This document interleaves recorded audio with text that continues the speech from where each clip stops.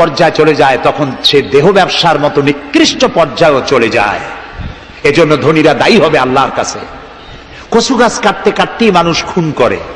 একটা এতিম বাচ্চা ক্ষুধার জ্বালায় ঘুরতেছে, ওই বাচ্চাটি আপনি তাকে একটু আদর করেন, ওরে আপনি একটা চীনাবাদামের বাক্স কিনে দেন 50 টাকা 100 টাকা দিয়া, কিছু চীনাবাদামের পুঁজি দেন, একটা পানের খিলি বানাইয়া বিক্রি করার পুঁজি দেন, কয়েকটা বুট পলিশের কালি আর ব্রাশ কিনে দেন, সে রাস্তায় বসে জুতা পালিশ করবে, ছেলেটি পকেট মারা থেকে চুরি করা থেকে বেঁচে যাবে, সমাজ সংস্কার হবে, সমাজ অপরাধ মুক্ত হবে, সমাজ থেকে দারিদ্র বিমোচন হবে। আলহামদুলিল্লাহ বলেন। আপনি কি জানেন এই যে গাছগুলি লাগালে পরে কত সওয়াব হয়, এবং দারিদ্র বিমোচনের জন্য গাছের কি বিশাল ভূমিকা।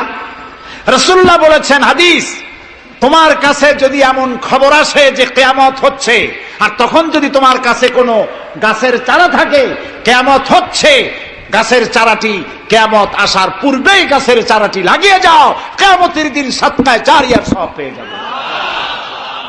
একটি গাছ যদি কেউ লাগায়, ওই গাছে যত পাখি বসবে, ফল হবে, মানুষে খাবে, আশ্রয় নেবে মানুষেরা, কিয়ামত পর্যন্ত সদকায়ে জারিয়ার সওয়াব মানুষ কবরে বসে বসে পেতে থাকবে। সব জায়গায় সওয়াব আর সওয়াব জানি না, খালি মনে করি ইল্লাল্লাহ ইল্লাল্লাহ বলতে পারলেই সওয়াব। আর খালি ইল্লাল্লাহ বলবেন বা কেন? যারা এই ধরনের জিকির করেন, আমার মনে দারুণ প্রশ্ন, জবাব খুঁজে পাই নাই। আল্লাহর কলেমাকে খণ্ডিত করে জিকির করার পারমিশন কোন হাদিস দিয়েছে? কে দিয়েছে এই পারমিশন? লা ইলাহা ইল্লাল্লাহ, এটা হলো পূর্ণাঙ্গ কালেমা, কমপ্লিট হচ্ছে মুহাম্মদুর রাসূলুল্লাহ। আফজালুজ যিকর লা ইলাহা ইল্লাল্লাহ। কতক্ষণ লা ইলাহা ইল্লাল্লাহ, আর কতক্ষণ ইল্লাল্লাহ ইল্লাল্লাহ ইল্লাল্লাহ। এর অর্থ কি? আল্লাহ ছাড়া, আল্লাহ ছাড়া, আল্লাহ ছাড়া, আল্লাহ ছাড়া কি?